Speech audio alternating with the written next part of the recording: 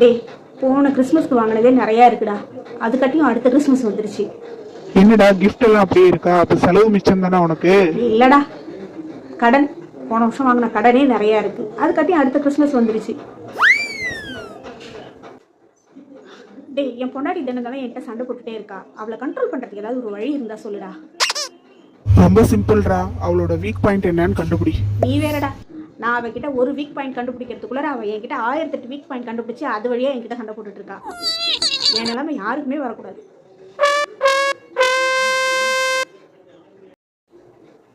ஏண்டி காலையில இப்படி சோகமா வந்து உட்காந்துருக்க? நம்ம உறவுக்காரவங்களாம் நம்மளை மதிக்கவே மாட்டேன்றாங்க. அதை நினைச்சாதான் கவலையா இருக்கு. ஆமாண்டி, வாழ்ந்தா வசந்தியோட வாழணும். வசந்தியோடையா? ஏய் இல்ல இல்ல, வசதியா வாழணும்ன்றது டங்கு ஸ்லிப் ஆயிடுச்சு. சாரிமா. அம்மா சாப்பிட்டியா அப்படின்னு கேட்டோம்னா சாப்பிட்டேன் அப்படின்னு பதில் வந்தா அவ ஃப்ரெண்டு.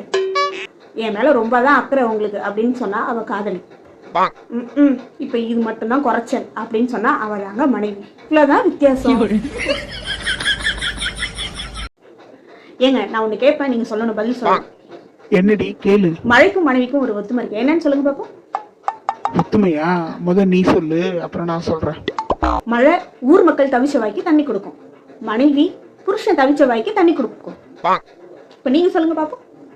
மழையா இருந்தாலும் சரி, அது மனைவியா இருந்தாலும் சரி, இருந்தா ஏண்டா இருக்காங்கன்னு இருக்கும், இல்லாட்டி ஏண்டா இல்லைன்னு வருத்தப்பட வைக்கும். அவ்வளவுதான். எனக்கு ரொம்ப பயமா இருக்குடி. ஏண்டி, என்னாச்சு? நான் உன்னை மிஸ் பண்றோன்னு எனக்கு கொஞ்சம் பயமாவே இருக்கு.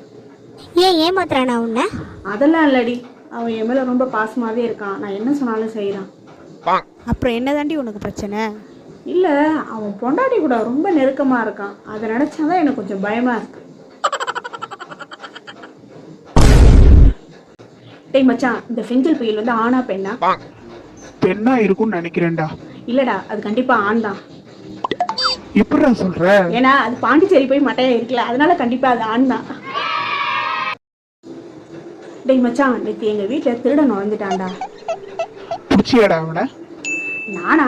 நான் சும்மா வேடிக்கை தான் பார்த்துட்டு இருந்தேன். அப்ப அப்பா அம்மா? அவங்க நல்லா தூங்கிட்டு இருந்தாங்க. அவங்கள நான் எழுப்பவே இல்லை. ஏன்டா இப்படி பண்ணுன?